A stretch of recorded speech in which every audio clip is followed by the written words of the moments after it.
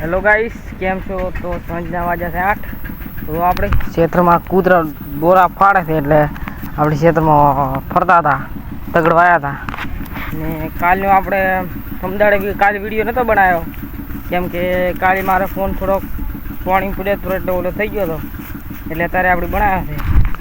તો ખેતરમાં દૂર પડ્યો તો કૂતરા મારે રપતા નથી, તો આપણી અંદાડે તેને પણ કોમેન્ટ કરી છે વિડીયો ઉપર, આગળના વિડીયો ઉપર.